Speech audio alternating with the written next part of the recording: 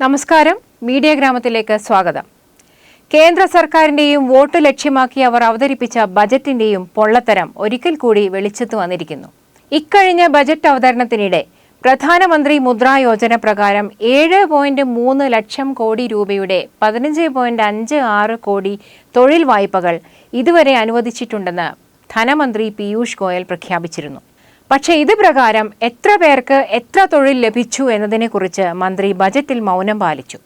ഇതിനുശേഷം വിവരാവകാശ നിയമപ്രകാരം മുദ്രാ യോജന എത്ര തൊഴിലവസരങ്ങൾ സൃഷ്ടിച്ചു എന്ന് ചോദിച്ചുകൊണ്ട് ദേശീയ മാധ്യമമായ NDTV കേന്ദ്ര ചെറുകിട വ്യവസായ മന്ത്രാലയത്തിന് ഒരു അപേക്ഷ സമർപ്പിക്കുകയുണ്ടായി.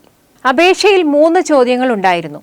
മുദ്രാ വായ്പ പ്രകാരം എത്ര തൊഴിൽ നൽകിയെന്നും ബജറ്റിൽ അവതരിപ്പിച്ച സംഖ്യാകണക്ക് എന്ത് ഡാറ്റയുടെ അടിസ്ഥാനത്തിലാണ് എന്നുമായിരുന്നു ആദ്യ ചോദ്യം. ആദ്യമായി വായ്പ വാങ്ങുന്നവരെ സംബന്ധിച്ച 2 ഉപചോദ്യങ്ങളും കൂടെ ഉണ്ടായിരുന്നു.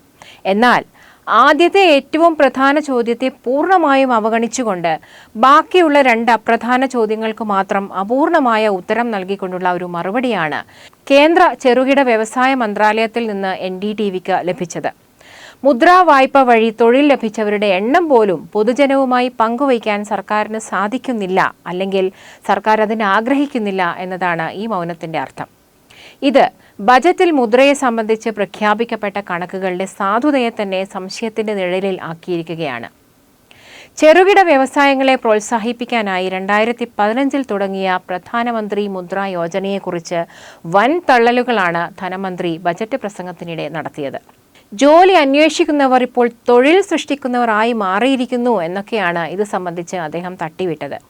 അങ്ങനെ സൃഷ്ടിക്കപ്പെട്ട തൊഴിലുകളെപ്പറ്റി സർക്കാരിന് ഒരു വിവരവുമില്ല താനും.